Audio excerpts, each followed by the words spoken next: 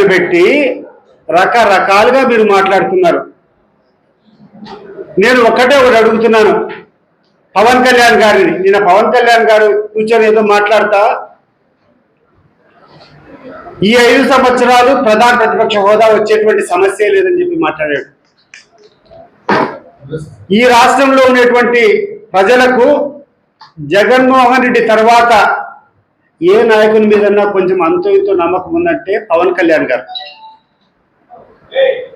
ఎన్నో మాటలు మాట్లాడారు, ప్రజలు కూడా అతన్ని నమ్మారు.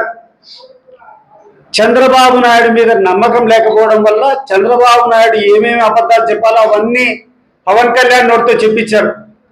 ఈరోజు పవన్ కళ్యాణ్ గారు ఒకసారి ఆలోచన చేయండి, ఏం మాట్లాడుతున్నారు మీరు?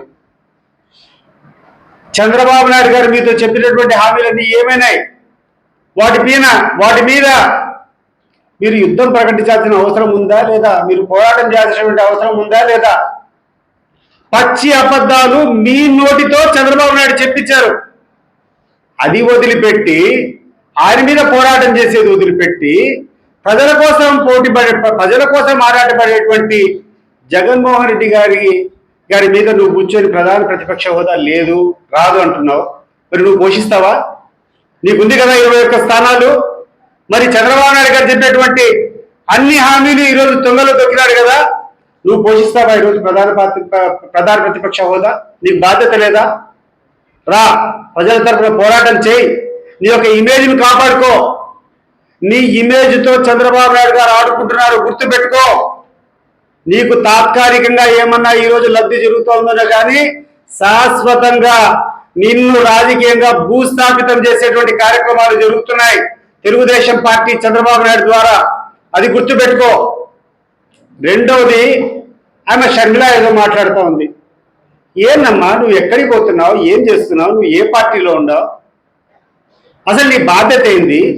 నువ్వు కాంగ్రెస్ పార్టీలో ఉండవా, లేకుండా ఉంటే నువ్వేమైనా చంద్రబాబు నాయుడు చెంచాగిరి చేస్తాడవా? రాజశేఖర రెడ్డి గారి కూతురు నువ్వు, అది గుర్తుపెట్టుకో. ఏం మాట్లాడుతున్నావు? నీ వ్యక్తిగత సమస్యలు ఉంటే నీ ఇంట్లో చూసుకో, కానీ నీ వ్యక్తిగత సమస్యలను దృష్టిలో పెట్టుకొని కావాలని చెప్పి నీ ఏదో కోరిక తీరాలని చెప్పి జగన్మోహన్ రెడ్డి మీద మాట్లాడడం ఎంత హాస్యాస్పదంగా ఉంది. ముఖ్యంగా చంద్రబాబు నాయుడు గారికి ఏ రోజో క్రెడిబిలిటీ పోయింది. ప్రజల్లో ఎప్పుడు కూడా చంద్రబాబు నాయుడు గారి మీద సదభిప్రాయం లేదు. ఆయన మాట నిలబడుకునేటువంటి వ్యక్తి కాదు.